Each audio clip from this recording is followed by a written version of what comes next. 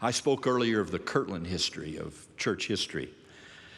The years of 1836 and 37 were as difficult as that young church had ever faced, financially, politically, internally. In the midst of that stress, Joseph Smith had the remarkable prophetic prompting to send some of his ablest men, ultimately the entire quorum of the 12 apostles, abroad on missions. It was a bold, inspired move, one that would, in the end, save the church from the perils of the day. But in the near term, it imposed great burdens on the saints, painful for those who went away, and perhaps even more painful for those who stayed at home. I quote from Elder Robert B Thompson. "The day appointed for the departure of the elders to England having arrived, I stopped at the house of Brother Heber C Kimball to ascertain when he would start on his journey, as I expected to accompany him 200 or 300 miles, intending to spend my labors in Canada that season. The door being partly open, I entered and felt struck with the sight which presented itself to my view. I would have retired, thinking that I was intruding, but I felt riveted to the spot.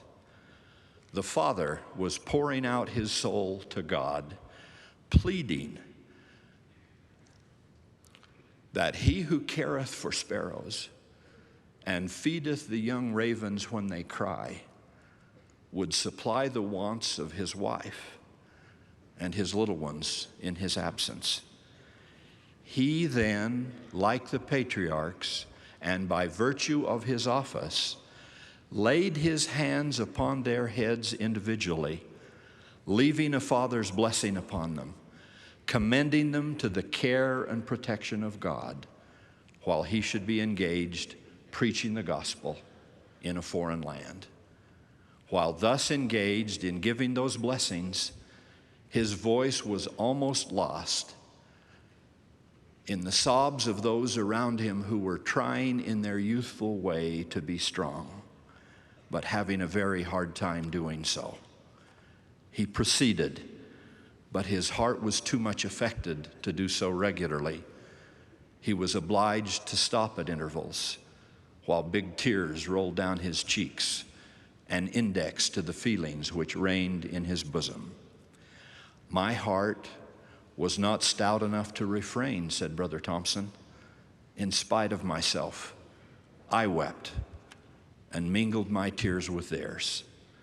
At the same time, I felt thankful that I had had the privilege of contemplating such a scene. That scene has been reenacted one way or another 1,000 times, 100,000 times in the Church of Jesus Christ of Latter-day Saints.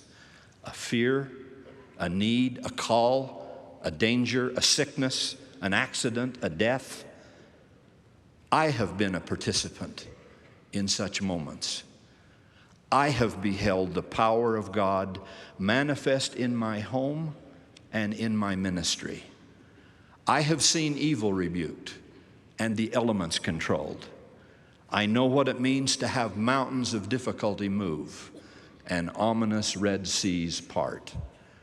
I know what it means to have the destroying angel pass them by, to have received the authority and to have exercised the power of the holy priesthood after the order of the Son of God is as great a blessing for me and for my family as I could ever hope for in this world.